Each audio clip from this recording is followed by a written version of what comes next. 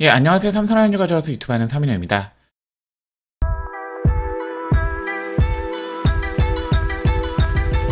최근 경기를 보다 보면 체크스윙 판정 때문에 답답한 경우가 있습니다. 하지만 여러분 그거 아시나요?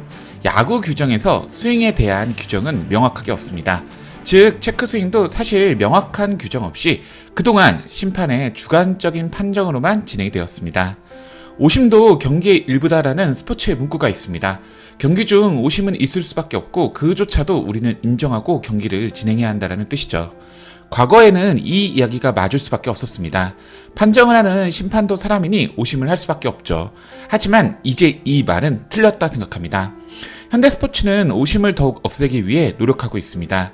축구의 골라인 판정, 대구의 인아웃 판정, 그리고 작년 KBO 혁신 ABS존까지 지금 현대스포츠는 여러 장비의 도움을 받아서 오심을 더욱 줄이기 위해 노력하고 있습니다. 오늘 영상에서는 프로야구가 어떤 식으로 도움받아서 오심을 줄이고 있는지, 그리고 앞으로 남아있는 과제가 무엇인지 얘기해보겠습니다. 스포츠 경기에서 인간의 눈으로 판단하기 매우 어려운 순간이 있습니다. 배구의 인아웃, 축구의 오프사이드, 야구의 아웃세이프 여부 등 인간의 눈은 1초당 20에서 30프레임 속도까지 인식할 수 있고, 이 말은 인간의 눈이 인식 가능한 시간은 0.03초라는 얘기입니다. 고품질 영상이 120프레임에서 60프레임인 것을 생각해 본다면 생각보다 인간의 눈은 찰나의 순간을 보지 못하는 경우가 많습니다. 현대스포츠에서 인간의 눈으로 판단하기 어려운 짧은 시간을 판정하기 위해 초고속 카메라를 이용해서 촬영하고 이를 이용해서 판정하는 기술인 비디오 판독을 적극적으로 도입하고 있습니다. 비디오 판독은 달리기 같은 기록 경기부터 시작해서 시속 250km 속도로 공이 왔다 갔다 하는 테니스 아웃라인 판정 역시 비디오 판독을 시작했습니다. 한국 프로야구 역시 비디오 판독을 쓰고 있습니다. 그리고 첫 시작은 2009년 홈런 타구에 대한 비디오 판독으로, 당시 비디오 판독은 홈런 판정에 한정되어 있었으며 상대팀에서 이의를 제기해야지 실시했습니다. 한국 프로야구 역사상 첫 비디오 판독이 번복되었던 사례는 삼성의 레전드 양준혁 선수가 5월 15일 잠실 두산과의 경기에서 쳤던 타구가 처음에는 3루타로 판정이 되었지만 비디오 판독을 통해 홈런으로 다시 판정되어서 한국 프로야구 최초로 홈런 타구 비디오 판독으로 판정이 정정된 사례로 남았습니다.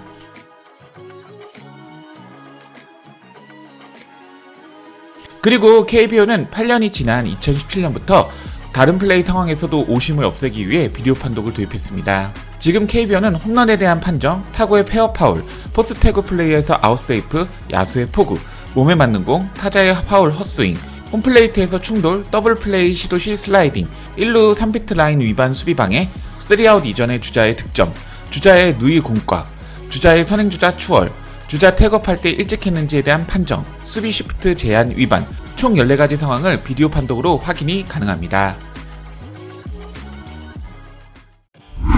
한국 프로야구가 다른 리그보다 가장 먼저 도입한 제도는 자동투구 판정 시스템 ABS입니다.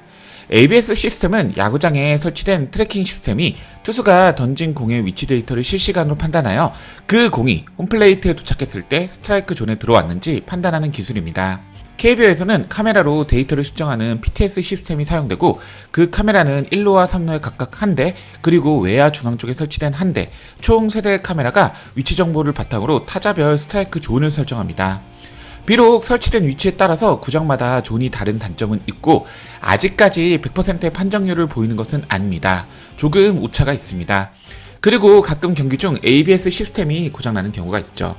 하지만 그래도 과거 주심이 판정할 때보다 훨씬 정확하며 구장마다 다른 문제가 크다고 해도 적어도 경기 중에는 일정하며, 이는 양팀 모두 동일하게 적용되기 때문에 저는 큰 문제가 아니라 생각합니다.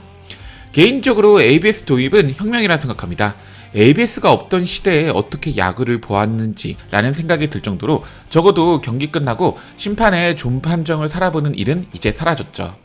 메이저리그에서도 지금 ABS 도입을 추진하고 있으며, 다만 KBO처럼 전면 ABS 판정보다는 ABS 챌린지 도입으로 팀당 3회 ABS로 스트라이크 판정 챌린지를 하는 제도인데, 글쎄요, ABS 한번 쓰면 절대 못 돌아갑니다. 체크스윙은 야구에서 타자가 투수의 공을 칠 때 배트를 휘두르다가 멈추는 동작을 얘기합니다. KBO 규정집을 보면 놀랍게도 심판의 주관적 판단이 기준입니다. 만약 정확한 규정이 있었다면 진작에 VAR을 실시했지만 기준이 없기 때문에 체크스윙에 대한 판독을 못한 것입니다. 체크 스윙은 지금 확실한 룰이 없습니다.